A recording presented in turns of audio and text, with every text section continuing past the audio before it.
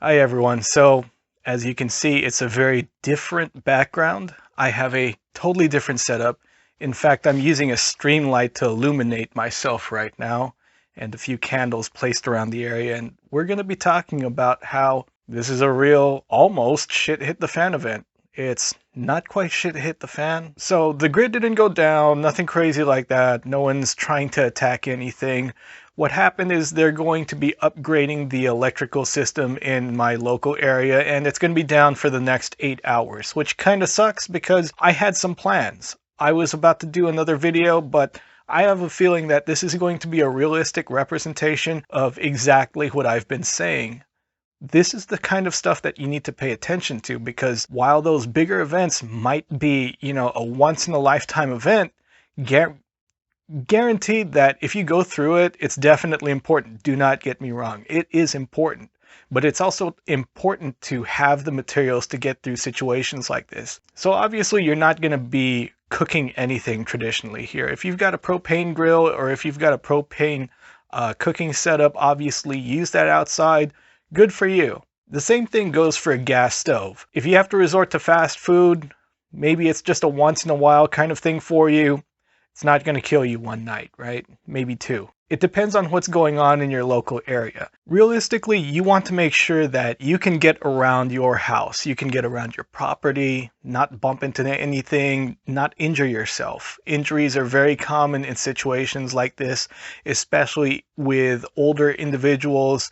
If you slip on anything right now and break your hip or hit your head, this is probably one of the worst times to have an incident like that happen to you. It's going to be difficult to get any kind of help. It's going to be difficult to reach someone.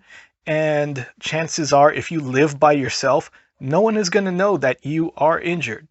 No one's going to know that you need some help. So you need to help yourself and make sure that you can move around your area of living with as little chance for grievous bodily injury as possible. Another thing that could help you out, especially when it comes to illumination, I have this little rechargeable glow stick attached to my bag, and it never runs out. It makes things easier to find when there's low light.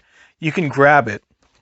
That I usually keep with my external battery charger. I did say that on my previous video. Perfect example of why it's very important. Now I can be on my phone doing whatever I want to for as long as I need, definitely until daylight hits, and I'm not going to run out. I'm not going to need to think about how am I going to keep it charged. I need to conserve energy.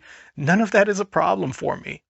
Illumination, I have candles. None of that is a problem for me. I got protein powder. I have protein bars. I'm still going to work out later. I'm still going to hit my weights. I'm going to make sure that I don't accidentally kill myself by dropping something on me because, like I said, very dangerous, right? No one's going to know that I'm hurt. Hopefully they get everything sorted out by morning. They promised 8 hours, but I've seen 8 hours turn into 16, turn into 20. So, and I've seen it go the other way. I've seen 8 hours turn into 2. But it's already been about 2, so hopefully everything goes back to normal. But you definitely want food that's easy to prepare.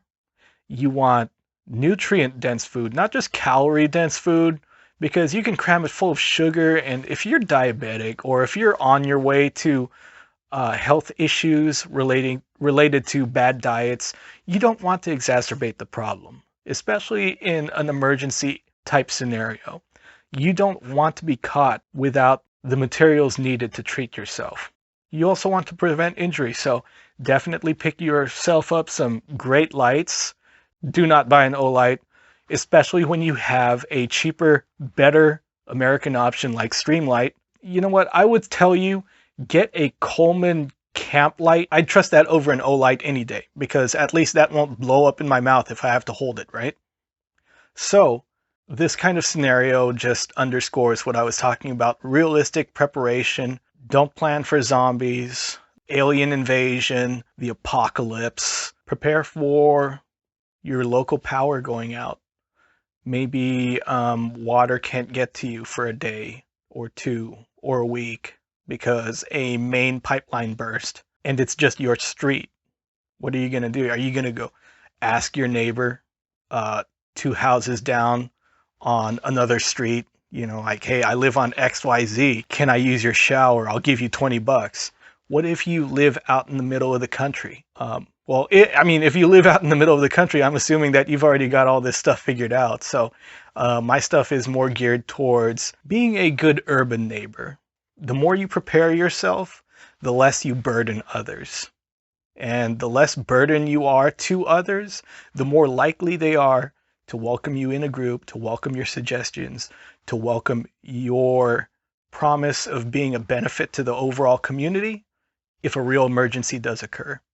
Because human nature has shown time and again, anytime that there's an emergency, you can take a look at what's going on in Cuba, you can take a look at what's going on in South Africa. Nobody likes dead weight. Nobody likes a person that's useless. You have to come with skills. You have to come with equipment and the skills to use that equipment. Because if you just show up with equipment but no skills, they're just going to take your stuff and leave you. You're useless after that, right? So you want to be able to bring stuff to the table. If you can't physically do, then teach. And that's all I got with my limited equipment. I hope that this at least gets you thinking. It's going to be super short compared to stuff I've been trying to do lately, but I think it's a very important scenario. It's a good example, and I hope you take away something from this. Food, water, shelter, illumination, and you're good to go for 90% of the woes of the city. As long as you've got a 72 to 96 hour supply of all of those, and you know, a good supply of whatever meds you might need. Depending on your health issues, it could be difficult, but you know, the American supply system as it is, sometimes the weirdest things run out. If you remember 2020, it was toilet paper. So whatever, you know. So that's it for right now. You guys be good, be safe, and have a good one.